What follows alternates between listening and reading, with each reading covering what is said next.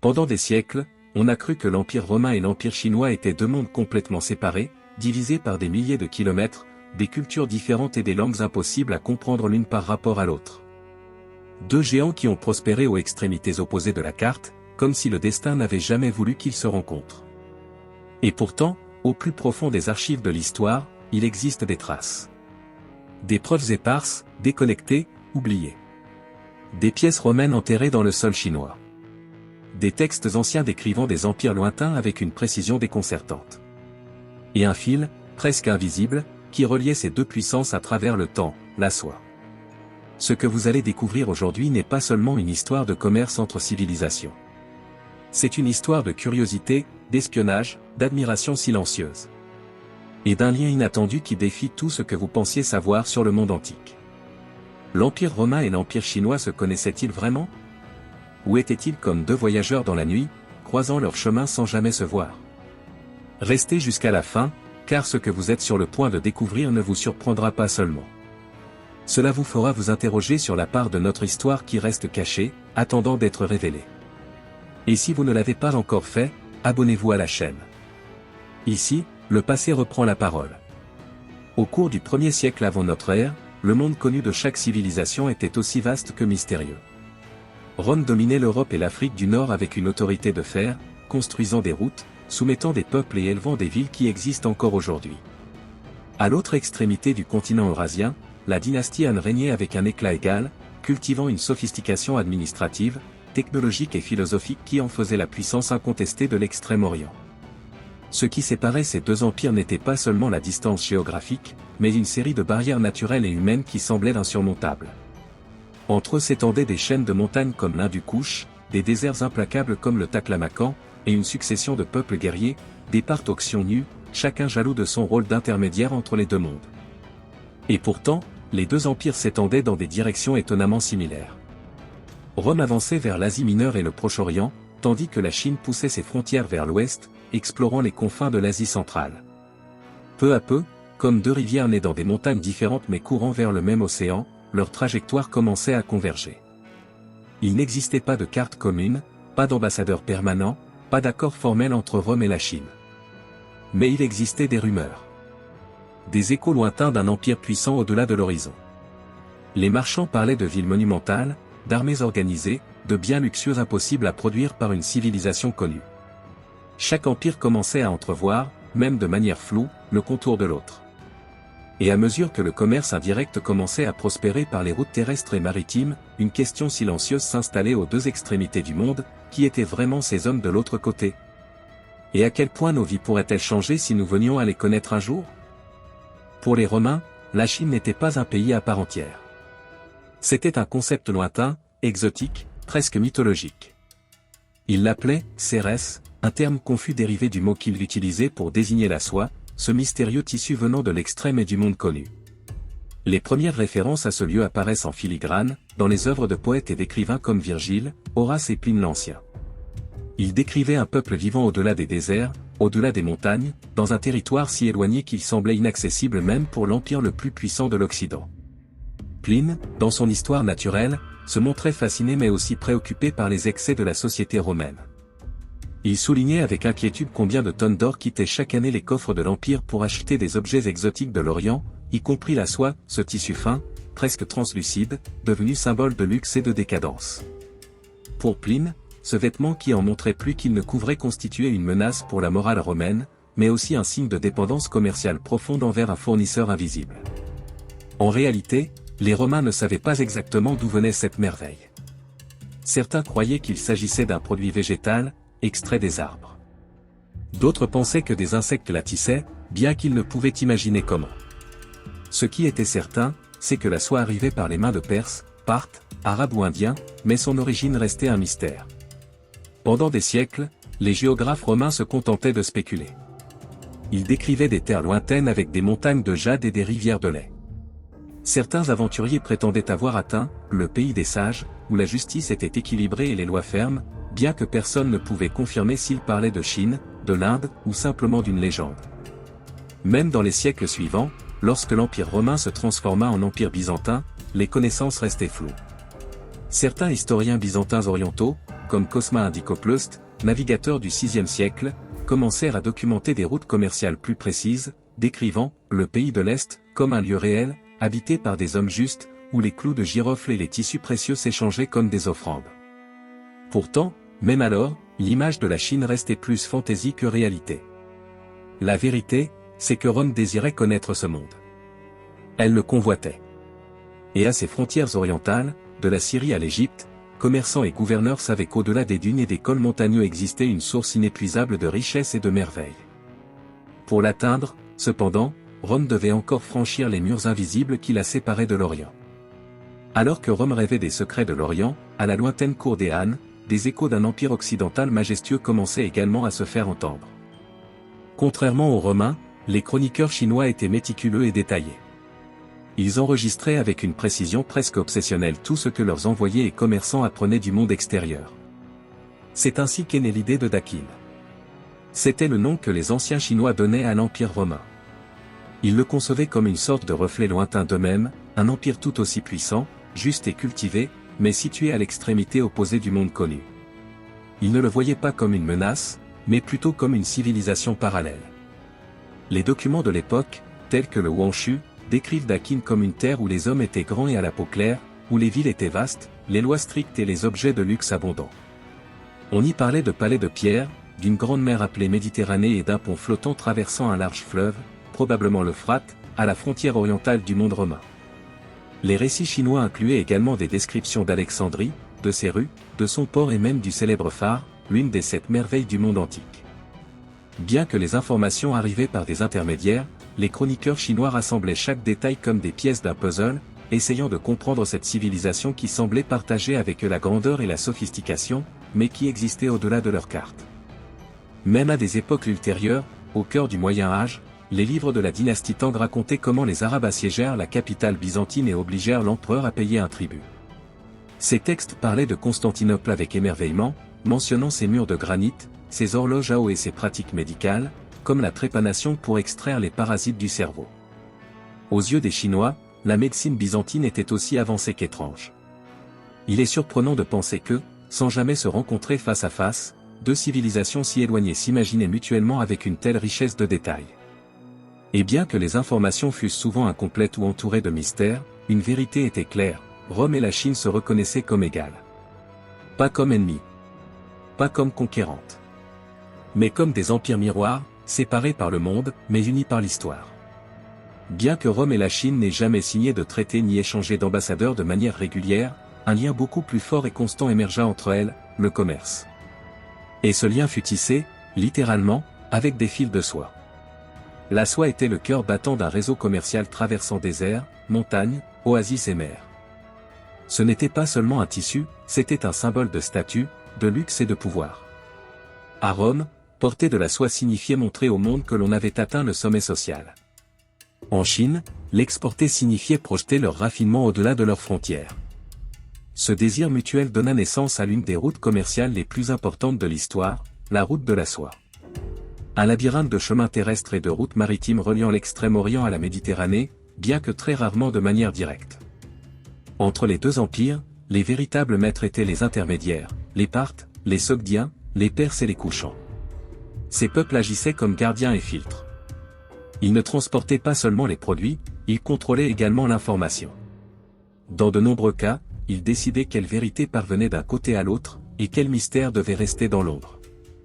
Rome ne put jamais commercer directement avec la Chine, du moins pas de manière soutenue. Mais cela n'empêcha pas les marchés romains d'être inondés de produits orientaux, soie, porcelaine, épices, pierres précieuses. Dans le même temps, des objets romains arrivaient en Asie, verreries d'Alexandrie, ambre du Nord, médaillons d'empereurs, tapis brodés de fils d'or et un textile étrange appelé soie marine, fabriqué avec des filaments de moules éventails de Méditerranée.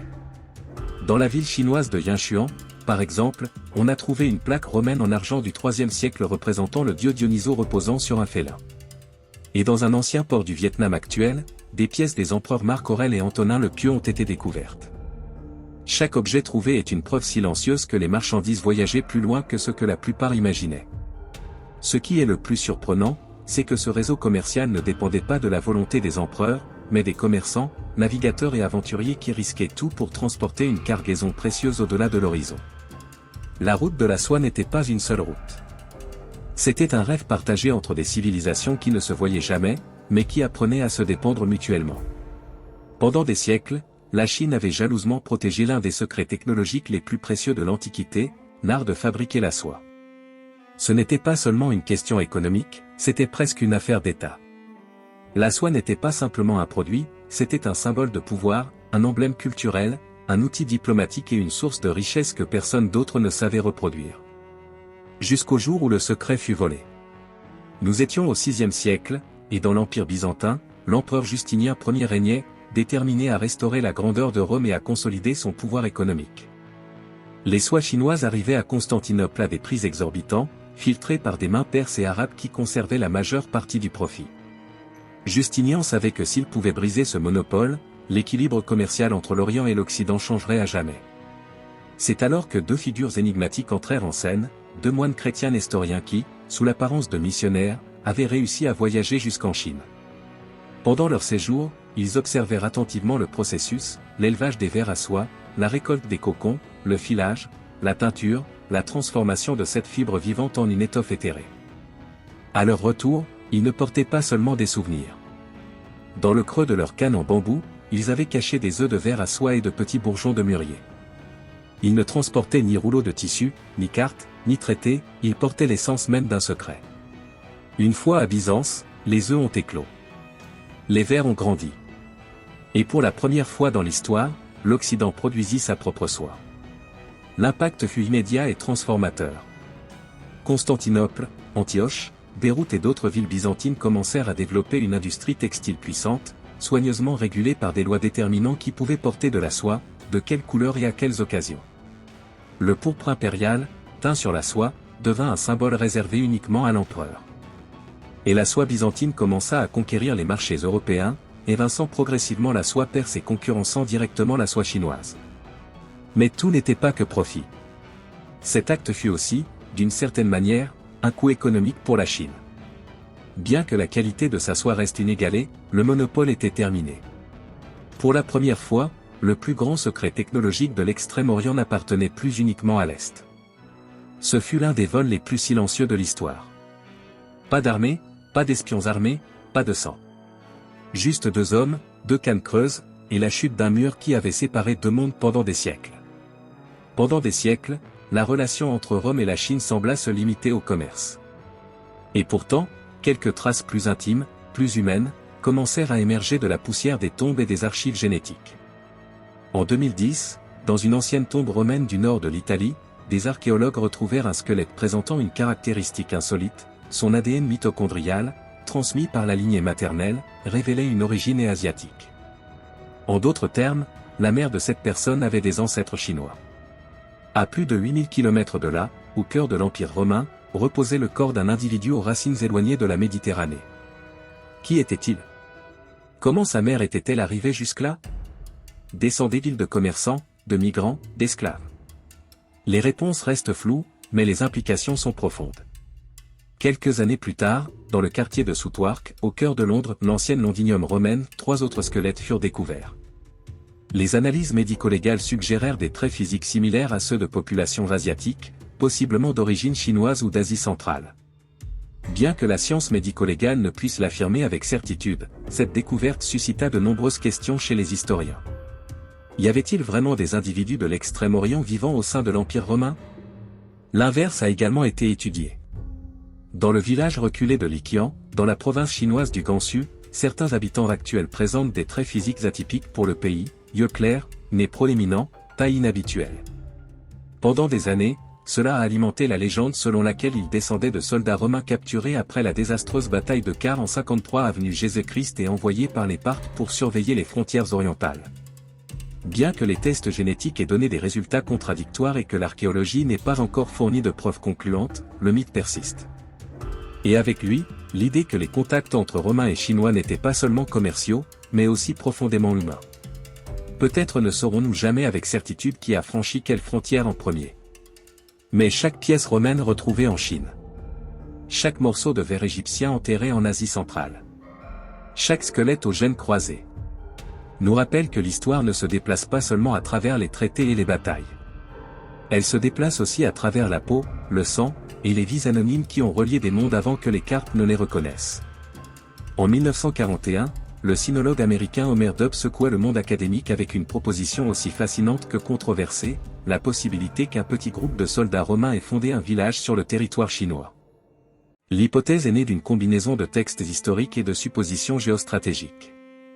Dobbs s'appuya sur un ancien récit chinois décrivant comment un groupe de guerriers étrangers, capturés par les Parthes, fut envoyé vers l'est après la défaite romaine à la bataille de Car en 53 avenue Jésus-Christ.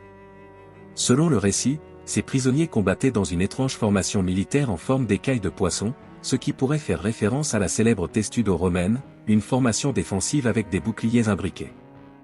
Dobbs soutint que ces soldats, forcés de servir comme forces auxiliaires aux frontières orientales de l'Empire parthe, auraient pu atteindre ce qui est aujourd'hui la province chinoise du Gansu. Là, selon lui, ils auraient établi un petit établissement qui, des siècles plus tard, serait connu sous le nom de Liqian. L'idée d'une colonie romaine perdue en Chine fit rêver chercheurs, gouvernements locaux et même opérateurs touristiques. Pendant des années, des études génétiques tentèrent de soutenir la théorie. En 2005, certains tests révélèrent que certains habitants de Liqian présentaient des traits génétiques eurasiens, ce que beaucoup interprétèrent comme un possible héritage romain. Mais plus tard, en 2007, des analyses plus larges conclurent que la majorité de la population actuelle partage des profils génétiques communs avec les populations du nord de la Chine, sans lien clair avec l'Europe. De plus, aucun vestige archéologique confirmant une présence romaine n'a été trouvé à Liqian, ni pièces de monnaie, ni poterie, ni armes, ni structures présentant des traces d'architecture latine. L'hypothèse repose donc davantage sur le désir que sur la preuve. Et pourtant, quelque chose persiste. Car il existe des histoires qui survivent non pas parce qu'elles sont confirmées, mais pour ce qu'elles représentent. L'idée qu'un groupe de soldats romains, vaincus, désorientés et exilés, ait pu traverser toute l'Asie pour finir par fonder un village en Chine. C'est une métaphore vivante de la manière dont les chemins de l'histoire ne suivent pas toujours les routes officielles. Peut-être ne saurons-nous jamais si Liqian fut ou non une colonie romaine. Mais le simple fait que la question existe nous dit déjà quelque chose. Le monde antique était plus complexe, plus connecté et plus imprévisible que nous ne l'avons jamais imaginé. À première vue, il pourrait sembler que le contact entre Rome et la Chine était rare, dispersé, voire accidentel. Mais lorsque l'on observe de plus près les traces laissées par des siècles de commerce indirect, d'espionnage technologique et de curiosité mutuelle, une vérité puissante émerge, bien que ces empires ne se soient jamais affrontés sur le champ de bataille ni n'aient signé d'alliance officielle, leur influence réciproque a laissé des empreintes qui ont survécu pendant des millénaires. La soie était bien plus qu'une marchandise. C'était un symbole de luxe, un signe de pouvoir, une obsession esthétique qui transforma la mode d'une civilisation entière. À Rome, les tuniques en soie n'étaient pas de simples vêtements, elles étaient des étendards sociaux. Elles représentaient l'ascension, la richesse, l'accès à l'inaccessible. Et avec le temps, cette fascination traversa les océans et les siècles, s'étendant de l'Europe jusqu'à ses colonies en Amérique. Chaque fois qu'une dame de la cour espagnole ou française portait de la soie au XVIIe siècle, elle portait l'écho de cette ancienne connexion avec l'Orient. Mais il n'y avait pas que la soie. Les Romains exportaient également leur verre soufflé, leur art de l'ambre, leurs techniques urbaines. Et bien que les Chinois ne les aient pas adoptés directement, ces produits inspirèrent de nouvelles formes de luxe, de nouvelles idées de valeur, et peut-être de nouvelles voies technologiques. L'échange était subtil, mais constant. Au-delà des biens matériels, le véritable héritage était culturel. Les deux empires ont appris à s'imaginer l'un l'autre. À se reconnaître comme des civilisations avancées, dignes de respect. Cette perception mutuelle, bien que déformée par les mythes, les marchands et la distance, a alimenté l'idée qu'il existait d'autres peuples civilisés, aussi grands et complexes que le leur. Et cela, à une époque où tout ce qui était étranger était souvent considéré comme barbare, que révolutionnaire. Rome et la Chine n'ont jamais partagé de frontières, mais elles ont partagé une ambition, se connecter au-delà de leurs limites visibles. Et, sans le vouloir, elles ont fini par construire l'un des premiers liens véritablement globaux de l'histoire humaine. Au cours de ce voyage, nous avons découvert que, bien que séparés par des milliers de kilomètres, l'Empire romain et l'Empire chinois n'ont pas vécu complètement isolés l'un de l'autre.